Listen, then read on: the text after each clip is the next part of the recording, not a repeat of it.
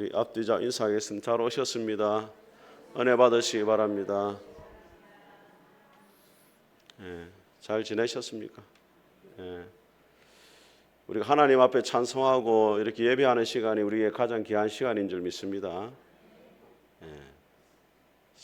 주 예수보다 더 귀한 것은 없습니다. 우리가 일생을 살아가면서 동력자를 만난다는 것은 참 큰 복입니다. 여러분, 모세에게 있어서 동력자가 누구였습니까? 아론과 훌. 모세가 이스라엘 백성들이 아말렉과 전투를 할 때 바위에 앉아 손을 들고 기도하는데 그 손이 내려오니까 손을 들어주는 사람이 있었잖아요. 아론과 훌. 다윗에게 동력자는 누가 있었습니까? 요나단. 다윗을 생명같이 사랑했다 이렇게 이야기하고 있습니다. 얼마나 귀한 동력자입니다. 마누라도 그렇게 사랑 안 하는데 생명같이 사랑했다 이렇게. 다니엘에게는 누가 있었어요? 사드락과 메삭과 아벳노고, 믿음을 지키기 위해서 풀물 속에도 들어가는 믿음이 진짜 좋은 친구들이 있었잖아요. 오늘 바울에게는 동력자가 누가 있었습니까? 제일 먼저 바울의 동력자가 되어준 사람은 위로의 아들이라는 별명을 가진 바나바. 바울을 하나님의 역사의 무대에 올려놓았던 사람 바나바. 그 다음에 브리스과 아굴라 부부. 자신의 목숨보다 바울의 생명을 더 귀하게 생각했던 사람. 바울을 위해 자기 목숨까지도 내어놓을 수 있는 사람이었습니다. 그 다음에 오늘 바울의 동력자 또 한 사람이 나오죠. 디모데. 영적인 아들과도 같은 사람. 저는 여러분들이 진짜 이 믿음의 동력자를 만날 수 있게 주의 이름으로 축복합니다. 푸른숲 교회의 김영선 목사의 가장 귀한 동력자가 누굽니까? 아멘. 내가 여기 있습니다. 이렇게 내가 여기 있습니다. 김행일 씨는 질투하지 마세요. 눈빛이 별로 안 좋아요. 여러분들이 제 가장 귀한 동력자인 줄 믿습니다. 또 여러분의 가장 귀한 동력자가 또 제가 되어야 돼요. 목사와 성도와의 관계가 서로에게 가장 귀한 동력자가 되어야 됩니다. 잠언 27장에 보니까 철이 철을 날카롭게 하는 것처럼 사람이 그 친구의 얼굴을 빛나게 한다. 동력자가 해야 될 일이 뭐냐? 서로의 믿음이 빛이 날 수 있도록, 영적인 승수를 가져올 수 있도록 도와주는 역할을 누가 해야 되느냐? 동력자가 해야 돼요. 그래서 여러분들이 교회 생활할 때 이 교회는 믿음의 가족이기도 하지만은 서로가 하나님이 어떤 사람을 부르셨냐면 믿음의 동력자로 불렀어요. 그러기 위해서는 여러분 자신이 먼저 다른 사람에게 귀한 동력자가 되어줘야 돼요. 다른 사람의 기도가 필요하면 전심으로 위에서 해주고 기도를 해주고, 또 도움이 필요할 때는 전심으로 사랑의 손길을 또 내밀어주고, 그럴 때 정말로 저분이 나에게 귀한 동력자구나, 힘들고 어려울 때마다 그분이 생각나고, 또 그분 위해 기도해주고 싶고 감사가 절로 되고, 그런 사람들이 여러분들이 될 수 있기를 주님의 이름으로 축복합니다. 오늘 반가운 소식은 우리 다슬이가 순산을 했다는 소식이에요. 원래 월요일 날 의사가 유도분만을 해야 된다. 근데 유도분만 하면 애가 잘 안 나오니까 제왕절개도 해야 된다 했는데, 그 수요일 날 양육하면서 같이 주여 순산하기를 원합니다 했더니 갑자기 양수가 터져가지고 오늘 병원에 가가지고 출산을 했다고 이렇게 기도해줘서 고맙습니다. 우리 전화가 왔어요. 정병훈 집사님한테. 하나님 앞 우리가 참 기도했는데 또 수술을 하지 않고 이렇게 순산하니까 얼마나 좋아요. 그 남의 일이라고 그렇게 얼굴 표정이 좀 밝게 좀 여러분 아들 아이라고 그렇게 너무 그렇게 여러분에게도 그러한 기도 응답 있기를 주의 이름으로 축복합니다. 참 하나님 안에서 우리가 기도에 좋은 동력자가 돼가지고 이런 응답이 있으니까 참 감사가 됩니다. 이 디모데라는 사람은 어떤 사람이냐? 바울이 사도행전 16장에 보게 되어지면은 지금으로 말하면 터키 지역입니다. 터키 지역에서 복음을 전할 때, 루스드라에서 복음을 전할 때, 그때 2차 전도 여행 때 만났어요. 1차 전도 여행 때 바울이 전하는 복음을 듣고 아마 이 사람이 거듭난 것 같아요. 2차 전도 여행 때 이 디모데의 믿음과 헌신을 보고서 바울이 동력자로 선택을 해가지고 같이 이제 복음을 전하면서 데살로니가 교회도 개척하고 고린도 교회도 개척하고 여러 교회를 개척했어요. 그 다음에 이제 이 디모데가 믿음이 성숙해지니까 바울이 어느 교회에 담임 목사로 보내느냐? 그 지역 가운데 가장 으뜸이 되는 교회가 에베소 교회였습니다. 여러분, 요한계시록에 보게 되어지면 7교회 가운데 가장 먼저 나오는 교회가 어떤 교회입니까?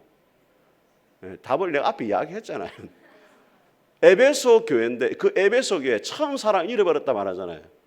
근데 에베소 교회가 잘한 게 뭐냐면 거짓 그 선지자들을 분별한 걸 잘했거든요. 왜 그랬냐면 그 에베소 교회는 바울이 개척해가지고 2년 넘게 가르쳤죠. 그 다음 누가 또 있었느냐? 아볼로가 또 담임으로 있었죠. 그 다음에 또 누가 있었냐? 디모데가 거기 담임했어요. 지금 이 디모데 전서를 디모데가 받을 때는 에베소 교회에 디모데가 목회를 하고 있을 때란 말이에요. 근데 디모데가 젊은 나이에 목회를 하니까 시행착오가 많고 부담이 많이 되는 거예요. 그러니까 바울이 디모데에게 목회자로서 어떻게 교회를 잘 다스리고 또 직분자를 어떻게 세우고 어떻게 교회를 세워가야 되는가를 잘 기록한 말씀이 뭐라고요? 디모데 전후서입니다. 이거 디모데 전후서를 디도서와 함께 무슨 서신이라 말하냐면 목회 서신이다 그렇게 이야기해요. 바울이 감옥에서 기록한 말씀은 옥중서신. 옥중서신은 뭐가 있냐면 에베소, 빌립보, 골로새, 빌레몬서 이 네 가지가 옥중서신이에요. 근데 목회서신, 목회자를 위해 기록한 말씀은 디모데 전서, 후서, 디도서예요. 그러면 이 디모데 전서가 목회자만 필요한 책이냐? 그렇지 않습니다. 믿음의 동력자로서 여러분들도 사람을 세워가야 되잖아요. 그런 사람이 필요한 책이 뭐냐면 오늘 디모데 전서 말씀이에요. 바울이 먼저 인사말 합니다. 1절과 2절 같이 한번 읽어보겠습니다. 시작. 우리 구주 하나님과 우리의 소망이신 그리스도 예수의 명령을 따라 그리스도 예수의 사도된 바울은 믿음 안에서 참 아들 된 디모데에게 편지하노니 하나님 아버지와 그리스도 예수 우리 주께로부터 은혜와 긍휼과 평강이 내게 있을지어다. 자, 바울이 하나님을 우리 구주 하나님이다. 이 구주라는 말은 그 당시에 로마 황제를 향해서 썼던 말입니다. 황제를 향해서 사람들이 황제 숭배를 하면서 당신이 우리의 구원자입니다. 이렇게 절을 하고 외쳤단 말이에요. 근데 바울이 하는 말이 뭐냐면 로마의 황제가 구주가 아니고 이 세상의 그 어떤 우상도 구주가 아니고 우리 하나님만이 뭐가 되신다? 구주가 되신다는 거예요. 그리고 예수님을 뭐라고 이야기합니까? 우리의 뭐가 되신? 소망이 되신다. 여러분 우리가 어떤 사람이냐면 과거에 소망이 없는 사람이었어요. 왜? 죄로 인해 가지고 지옥에 갈 수밖에 없는 사람들이었잖아요. 그런데 예수님이 십자가에 죽으시고 부활하시고 우리를 구원해 주심으로 우리는 뭐가 생겼느냐? 소망이 생겼어요. 천국에 대한 소망을 가지고 살아갈 수 있게 되었단 말이에요. 그리고 그 당시 사람들은 환난과 핍박 가운데 있었는데 누가 우리를 환난과 핍박 가운데 구원해 주고 다시금 하나님 나라 위에 살아갈 수 있도록 도와주시느냐? 우리의 소망이 되신 누구? 예수님이란 말이에요. 그래서 우리가 부르는 찬송가 가운데 내 마음에 주여 소망 되소서 주 없이 모든 일 헛되어라. 그 찬송 아시죠? 네, 모릅니까? 아이고야 큰일 났네. 성경 읽는 것도 중요하지만 찬송도 많이 불러요. 내 마음에 주여 소망 되소서 4절에 보면은 잠깐 기억이 안 나네 지금. 여러분이 모르니까 같이 하향평준화 돼버리잖아요 지금. 영원한 주님 내 승리의 주 하늘의 기쁨을 주옵소서. 어떠한 고난이 닥쳐와도 만유의 주여 소망 되소서. 영원한 주님 내 승리의 주 우리의 삶에 승리를 가져다 주시는 주님이 바로 예수님이란 말이에요. 그래서 예수님 바라보면 뭐가 생겨요? 소망이 생깁니다. 사람을 바라보면 낙심이 되죠. 나 자신을 바라봐도 때로는 절망이 찾아옵니다. 그런데 주님 바라보면 뭐가 생깁니까? 소망이 생겨요. 왜? 주님은 어떤 분입니까? 죽음의 권세도 이기시고 부활하신 주님이잖아요. 승리하신 주님이잖아요. 예수님 바라보면 소망이 생기는 거예요. 믿습니까 여러분? 그래서 우리가 부르는 복음성 가운데 괴로울 때 주님의 얼굴 보라. 평화의 주님 바라보아라. 아시죠? 네. 시편 42편의 기자가 이렇게 말합니다. 내 영혼아 네가 어찌하여 낙심하고 절망하느냐. 너는 하나님께 소망을 두라. 그가 나타나 도우시오로 말미암아 네가 여전히 찬송하게 될 것이다. 여러분 스스로에게 말을 해야 돼요. 시편 42편은 내 영혼아 네가 어찌하여 절망하고 낙심하느냐. 너는 하나님께 뭘 두라? 소망을 둬라. 하나님을 바라보면 뭐가 생깁니까? 소망이 생깁니다. 믿습니까 여러분? 그래서 여러분 사람 바라보고 낙심하지 말고 하나님께 시선을 다 고정시키고 날마다 주님 바라보고 승리할 수 있기를 주의 이름으로 축복합니다. 자, 2절에 보면은 바울이 자신을 사도가 되었다 이렇게 이야기하면서 자, 2절에 같이 한번 읽어보겠습니다. 시작. 믿음 안에서 참 아들 된 디모데에게 편지하노니 하나님 아버지와 그리스도 예수 우리 주께로부터 은혜와 평강이 내게 있을지어다. 예. 바울이 자기를 뭐라고 부르냐면 사도라 부릅니다. 사도라는 뜻이 뭐예요? 사도의 뜻이 뭡니까? 자, 여러분 마태복음 4장에 보게 되어지면 예수님이 제자를 부르시잖아요. 나를 따라오너라. 그 제자는 누구냐면 예수님을 따르는 자가 제자입니다. 근데 예수님이 제자들을 부르신 다음에 마태복음 28장에 뭐라고 말하냐면 너희는 가서 모든 족속으로 뭘 삼아라? 제자를 삼아라. 부를 때는 제자로 불렀지만은 보낼 때는 사도로 보내요. 그 사도가 무슨 뜻이냐? 보내심을 받은 자라는 뜻이에요. 하나님이 우리를 부르신 이유가 뭐냐? 교회로 부르신 이유가 뭐냐? 교회 안에서만 머물도록 부른 게 아니고 세상으로 뭐하도록 가도록 부른 거예요. 그 예수님이 너희는 세상에 뭐라? 빛과 소금이 되어야 된다. 영향력 있는 삶을 살아야 된다. 그 바울만 사도가 아니고 그러니까 저와 여러분도 예수님의 뭡니까? 사도입니다. 왜? 보내심을 받았기 때문에. 그 여러분이 있는 직장, 가정, 삶의 모든 환경 가운데 누가 여러분을 거기 보내셨습니까? 하나님이 나를 거기 보내셨다라는 믿음을 가져야 돼요. 그 만나는 사람들은 하나님이 만나야 될 사람을 나를 통해서 만나도록 하기 위해서 나를 이곳에 보내셨다라는 믿음을 가져야 돼요. 믿습니까 여러분? 그래서 여러분이 어느 자리에 있든지 간에 하나님이 나를 이곳에 보내셨다. 그런 믿음을 가져요. 오늘 흥미있는 것은 바울이 디모데를 나의 아들이라 이렇게 불러요. 물론 우리가 바울이 디모데의 관계가 영적인 아버지와 아들의 관계지만은 사실은 예수님 안에서 다 우리가 똑같아요. 우리가 다 예수님 안에서 다 가족입니다. 여러분 믿습니까? 육체의 가족보다 더 중요한 영적인 가족이에요. 왜? 육체의 가족은 이 땅에서의 삶으로 끝이 나요. 근데 영적인 가족 어디서까지 만납니까? 천국에까지 가서 계속된단 말이에요. 우리 성도들이 단순히 우리가 한 교인으로 보지 말고 뭐로 봐야 돼요? 가족으로 봐야 돼요. 가족. 그래서 우리가 서로를 부를 때 뭐라 부릅니까? 형제님, 자매님. 그게 무슨 말이에요? 가족이라 이 말이에요. 가족. 그렇다고 뭐 교회 와가지고 언니, 누나 이렇게 부르는 거는 안 맞습니다. 이제 교회는 또 직분을 부르는 게 좋아요. 교회 와가지고 행님은 조폭들이 하는 거예요. 그 행님은 좋은 게 직분을 불러줘야 돼. 권사님, 집사님, 목사님 이렇게 불러야 돼. 그렇지만 마음속에 늘 가져야 되는 생각은 뭐냐면 우리는 주님 안에서 뭐다 한 가족이다. 이런 고백이 있길 바랍니다. 바울이 인사를 마치고 세 가지 권면을 합니다. 우리 3절을 같이 한번 읽어보겠습니다. 3절 시작. 내가 마게도냐로 갈 때 너를 권하여 에베소에 머물라 한 것은 어떤 사람들을 명하여 다른 교훈을 가르치지 말며. 자 보세요. 마게도냐로 갈 때 너를 어디에 머물라? 에베소에 머물라 했잖아요. 그러니까 디모데가 어느 교회를 담임했다? 에베소 교회를 담임했단 말이에요. 왜 머물겠느냐? 3절 하반절에 뭐라고 말합니까? 다른 교훈을 가르치지 않도록 하기 위해서이다. 여러분 바울이 이 쓰는 편지를 쭉 보면은 모든 교회들마다 무슨 문제가 있냐면 거짓 교사들의 문제가 다 있었어요. 대표적인 게 뭐냐면 율법주의입니다.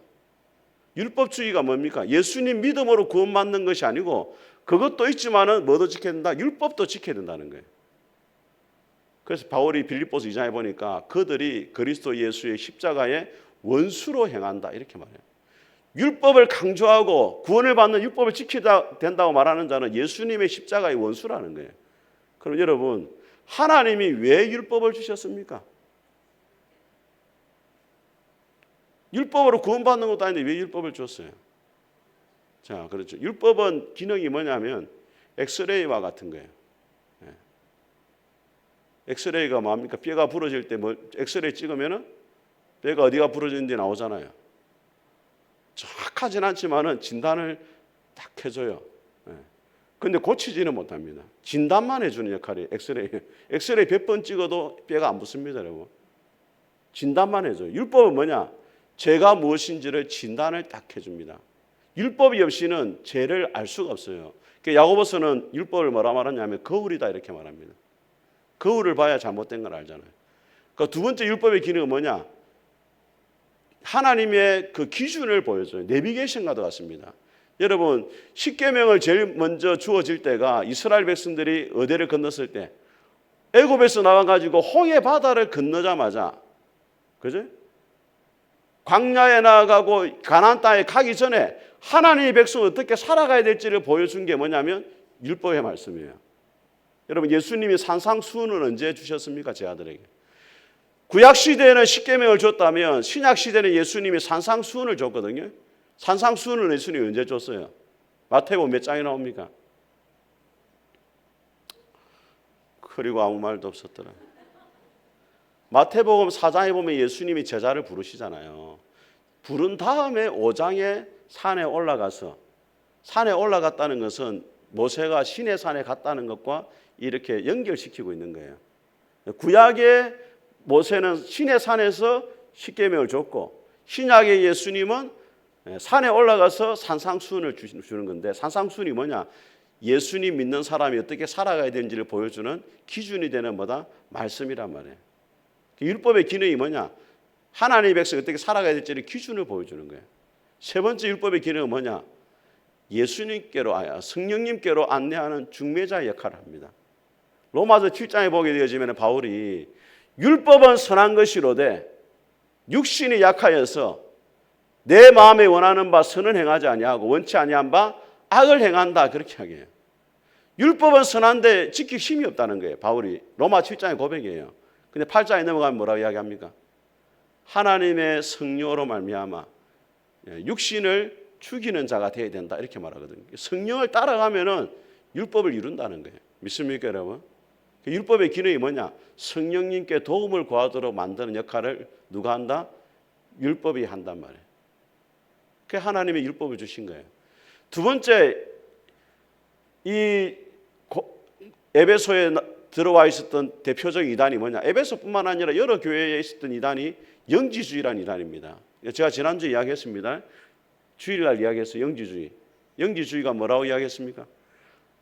영지주의는 하나님이 지으신 이 세상은 악하고 육체와 세상은 악하고 영은 선하다, 그렇게 주장했단 말이에요.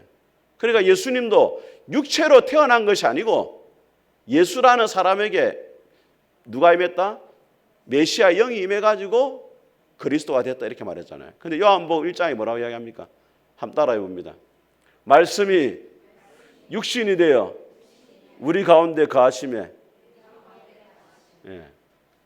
요한은 분명히 말합니다. 말씀이 육신을 입고 오셨다. 육체로 오시지 않았다는 것이 영지주의단의 주장이에요. 근데 그렇지 않다는, 육체로 입고 오셨다. 그리고 창세기 1장에 뭐라고 말합니까? 하나님이 지으신 모든 것이 보시기에 뭐였다? 좋았다.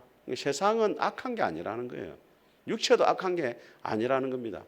그런데 영지주의가 또 어떤 주장을 했느냐? 신화를 가지고 이 세상의 기원을 설명하려고 했습니다. 창세기를 가지고 세상의 기원을 설명한 게 아니고 신화를 지어내가지고 이 세상의 기원을 설명하려고 했어요. 그래서 바울이 오늘 보세요. 4절을 같이 한번 읽어보겠습니다. 4절 같이 읽습니다. 시작. 신화와 끝없는 족보에 몰두하지 말게 하려 함이라. 이런 것은 믿음 안에 있는 하나님의 경륜을 이름보다 도리어 변론을 내는 것이라. 신화에 몰두하지 말아라. 영지주의자처럼 그렇게 신화에 몰두하는 것은 영적으로 아무 유익이 없다는 거예요. 그 다음에 뭐에 몰두하지 말아라? 족보에 몰두하지 말아라. 족보는 누가 중요하게 생각하느냐? 율법주의자들이 족보를 중요하게 생각해요. 내가 어디 출신이냐? 그걸 가지고 건의를 내세웠단 말이에요. 그렇게 해서는 안 된다는 거예요. 그것은 하나님의 경륜, 믿음으로 구원받는 하나님의 경륜에 도무지 도움이 안 된단 말이에요. 여러분, 진리는 단순해요. 복음은 단순합니다. 예수님 믿음에 구원받는다, 이게 복음이고 진리고 능력이에요. 로마서 1장에 뭐라 말하냐면 내가 복음을 부끄러워하지 아니하노니 복음은 모든 믿는 자에게 구원을 주시는 하나님의 능력이 됨이라. 첫째는 유대인에게요, 또한 헬라인에게로다. 유대인들의 사고가 뭐냐면 모든 세상은 유대인과 이방인 이 두 종류밖에 없다 생각했어요. 그게 바울이 첫째는 유대인에게, 두 번째는 뭐라고? 헬라인에게. 그 말은 온 세상 모든 사람에게 복음은 모든 믿는 자에게 구원을 가져다 주는 하나님의 뭐가 된다? 능력이 된단 말이에요. 믿습니까, 여러분? 여러분 어떻게 예수님 믿고 이렇게 변화가 되었습니까? 복음의 진리, 단순한 복음의 진리, 예수님 믿으면 구원받는다. 이 진리를 붙잡으니까 변화가 되고 능력이 있었던 줄 믿습니다. 예. 이어서 바울이 사랑의 실천을 강조하는데, 자, 우리 5절을 같이 한번 읽어보겠습니다. 5절 같이 읽겠습니다. 시작. 이 교훈의 목적은 청결한 마음과 선한 양심과 거짓이 없는 믿음에서 나오는 사랑이다. 바울이 그냥 사랑을 말하지 않습니다. 예. 성도의 삶에서 가지고 지식을 가지고 변론하고 신화와 족보를 가지고 따지고 하는 게 중요한 게 아니고 사랑을 실천해야 된다는 거예요. 왜? 참된 믿음은 무엇으로 드러나기 때문에? 사랑으로 드러나기 때문에. 근데 그냥 사랑이라 말하지 않고 어떤 사랑이에요? 앞에 세 가지가 붙었죠. 무슨 사랑? 어디서 나오는 사랑? 청결한 어디서? 마음에서. 불순물이 없는 마음이라는 거예요. 그 다음에 거짓이 없는 뭐였어? 선한 양심에서. 이 말은 하나님 말씀에 기준해 가지고 옳고 그런 것을 잘 분별하는 그런 양심을 말하고, 그다음 세 번째 뭡니까? 거짓이 없는 믿음에서 나와야 된다. 진실된 믿음이 되어야 된다. 여러분, 나무를 보게 되어지면은 보이는 부분이 있고 안 보이는 부분이 있죠. 근데 보이는 거는 가지와 잎과 열매고 보이지 않는 거는 뿌리죠. 뭐가 더 중요합니까? 뿌리가 더 중요하죠. 신앙생활에서 가지고도 보이는 부분이 있단 말이에요. 사랑은 보이는 거죠. 보이지 않는 것은 뭐냐면 청결한 마음, 선한 양심, 거짓이 없는 믿음. 이게 중요하단 말이에요. 바리새인과 서기관들의 문제가 뭡니까? 겉으로 보기에는 가장 경건하죠. 사랑도 많이 실천하죠. 구제도 많이 하고. 그런데 예수님이 뭐라 말합니까? 화 있을진저 서기관들과 바리새인들이여, 너희들은 대접의 안과 겉은 깨끗이 하되 그 안에는 탐욕과 욕망이 가득하다. 겉으로는 최고지만은 안이 썩었다는 거예요. 그래서 오늘 바울이 그냥 사랑을 실천하라 말하지 않고 뭐가 있어야 된다? 청결한 마음과 선한 양심과 거짓이 없는 믿음에서 나오는 뭘 해야 된다? 사랑이 있어야 된다. 여러분들이 성도들을 사랑할 때 깨끗한 마음으로 사랑해야 돼요. 저거 내가 좀 뻘가무어야 되겠다, 막 이런 생각을 가지면 안 된다. 교회 안에서도 막 돈거래가 이루어지는 교회들이 있거든요. 처음에는 접근해가지고 막 달아줘. 나중에는 뭘 달라? 돈을 빌려달라 하는 거예요. 여러분 혹시 교회 안에 돈거래 절대 하면 안 됩니다, 여러분. 예? 생명의 삶 값도 이렇게 빌리지 마세요. 아이스크림도 지도 내고 무세요. 돈거래하면 마음 상합니다. 나중 되면은 만 원이 그냥 만 원이 아니잖아요. 그 나중에 자꾸 생각나요. 만 원 때문 놈, 만 원 때문 놈. 자꾸 생각나면 나중에 관계 깨진단 말이에요. 예, 돈거래를 절대 하면 안 돼요. 대신에 진짜 하고 싶으면 그냥 주세요. 아시겠죠? 그런 믿음은 또 없는 것 같네요. 진짜 돈거래 하고 싶으면 그냥 주세요. 너무 어려운 분이 있으면 돈을 빌리러 오기 전에 가서 그냥 주는 거예요. 그냥. 예. 아멘 해보세요. 좀. 예? 돈거래 하면 안 돼요. 예. 깨끗한 마음으로 사랑하고 그 다음에 선한 양심으로 사랑하고 거짓 없는 믿음으로 뭐 해야 돼요? 사랑을 실천해라. 바울이 그렇게 말합니다. 세 번째, 하나님의 은혜를 강조합니다. 우리 12절을 같이 한번 읽어보겠습니다. 시작. 나를 능하게 하신 그리스도 예수 우리 주께 내가 감사함은 나를 충성되이 여겨 내게 직분을 맡기심이니. 여러분, 직분은 누구한테 맡기냐면 믿을 만한 사람한테 맡기잖아요. 근데 바울은 자기가 사도의 직분을 맡은 것이 하나님이 나를 어떻게 여겨주셨다고요? 충성되게 여겨주셨다는 거예요. 원래는 충성된 사람이 아니라는 거예요. 왜? 예수 믿는 사람들을 잡아 죽이는 일에 앞장을 섰잖아요. 믿음이 안 가는 사람이었단 말이에요. 그러니까 제자들도 바울이 회심했다 했을 때 만나기를 꺼려했어요. 그런데 누가 데려갔습니까? 바나바가 데려갔잖아요. 믿을 수 없는 사람이었는데 하나님이 바울을 뭐 했어요? 믿어주셨어요. 그래 직분을 맡겼다는 거예요. 저와 여러분도 마찬가지입니다. 우리가 사실 하나님 보시기에 얼마나 변덕이 죽극덕 합니까 여러분? 하나님 보기에 이래 한 날은 막 평생 주를 위해 살겠습니다 했다가 그 다음 주에 교회 안 보이고 또 우리가 그렇잖아요. 근데 하나님 앞에 우리가 지금까지 하나님을 할 수 있는 이유가 뭐냐면 하나님 우리를 어떻게 여겼다? 충성되게 여겨주신 거예요. 믿어주신 거예요. 믿어주신 거. 베드로가 그렇지 않습니까 여러분? 예수님을 3번 부인했지만 또 믿어주잖아요. 내 양을 먹이라고. 두 번째 바울이 뭐라고 고백하냐면 우리 13절 같이 읽겠습니다. 시작. 내가 전에는 비방자여 박해자여 폭행자였으나 도리어 긍휼을 입은 것은 내가 믿지 아니할 때에 알지 못하고 행하였습니다. 바울이 또 하나님께 뭘 입었느냐? 긍휼을 입었다는 거예요. 여러분 긍휼이 뭐냐면은 한번 따라해 봅니다. 마땅히 받아야 되는데 받지 않는 것. 그게 긍휼이에요. 바울이 죄를 보면은 하나님의 심판을 받아 마땅한데 하나님이 긍휼을 베풀어 가지고 심판을 받지 않게 해주셨단 말이에요. 그래서 자기가 사도가 될 수 있다는 거예요. 여러분 이 하나님의 긍휼의 모습을 가장 잘 보여주는 게 누가복음 15장의 탕자의 비유입니다. 둘째 아들이 아버지 재산 다 낭비하고 돌아올 때 아버지가 아들이 돌아오는 걸 보면서 달려가잖아요. 성경에 뭐라고 되어 있냐면 아버지가 그를 보고 측은히 여겨 불쌍히 여겼다 이렇게 돼요. 긍휼히 여겼다는 거예요. 그 원뜻이 뭐냐면 창자가 끊어질 듯한 아픔을 느꼈다. 그러니까 다시 맞아주잖아요. 우리가 하루하루 하나님 앞에 지은 죄를 보면은 날마다 심판을 받아야 돼요. 어떤 사람은 그럽니다. 목사님, 저 세상에 악한 사람들 왜 다 안 잡아가고 하나님 내버려 두십니까? 니도 문제가 많아요. 하나님 기준에 보면은 니도 죽어야 돼서 죄인이란 말이에요. 근데 하나님이 긍휼을 베풀어 주니까 사는 거예요. 믿습니까, 여러분? 근데 하나님의 긍휼이 어떤 긍휼이냐? 예레미야 3장에 보니까 이렇게 말합니다. 여호와의 인자와 긍휼이 무궁함으로 우리가 진멸되지 아니함이니라. 이것이 아침마다 새로우니 주의 성실이 크도소이다. 사람의 긍휼은 한 번 불쌍히 여겨주는 끝이 나지만은 하나님의 긍휼은 아침마다 날마다 새롭게 긍휼이 시작된다는 거예요. 전날에 아무 일도 없었던 것을 하나님이 다시 우리를 긍휼히 여겨주신다는 거예요. 믿습니까 여러분? 그러니까 바울이 과거에 지은 죄가 얼마나 많습니까? 그런데도 하나님이 긍휼을 여겨져가 다 덮어주시더라는 거예요. 그래서 자기가 사도가 되었다는 거예요. 자, 마지막으로 우리 14절 같이 한번 읽어보겠습니다. 시작. 우리 주의 은혜가 그리스도 예수 안에 있는 믿음과 사랑과 함께 넘치도록 풍성하였다. 세 번째 바울이 사도가 된 것은 하나님의 은혜가 넘쳤다는 거예요. 은혜는 뭐냐? 긍휼과 반대입니다. 긍휼은 받아야 되는데 받지 않는 게 긍휼이고, 은혜는 마땅히 받을 자격이 없는데 주는 게 은혜예요. 자격이 안 되는데 베푸는 하나님의 호의가 뭐냐면 은혜예요. 바울이 그 은혜가 어떻게 했다? 넘쳤다는 거예요. 흘러 넘쳤다는 거예요.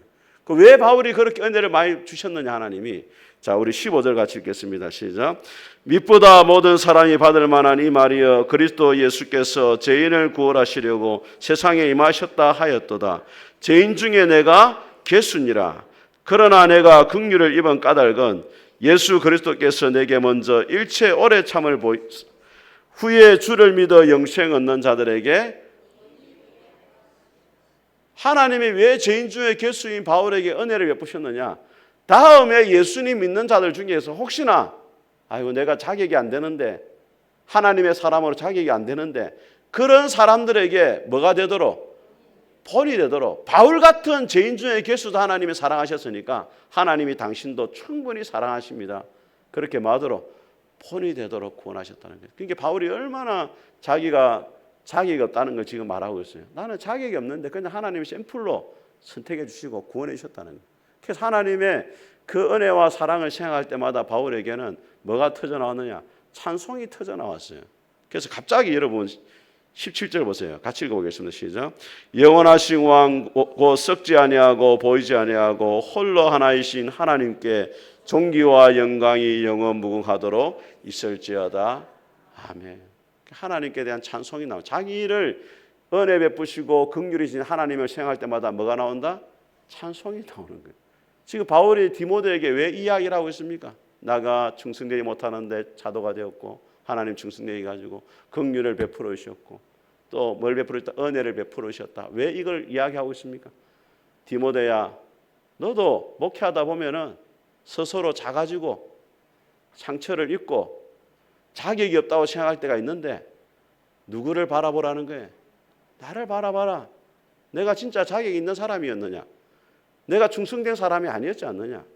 그런데 하나님이 나를 사도로 부르셨지 않느냐? 그러니까 너도 충분히 하나님이 쓰실 만한 사람이니까 너무 낙심하지 말고 다시 힘을 내고 다시 주의 일에 힘쓰는 사람이 되었으면 좋겠다. 바울이 뭐하고 있는 거예요? 격려를 하고 있는 거예요.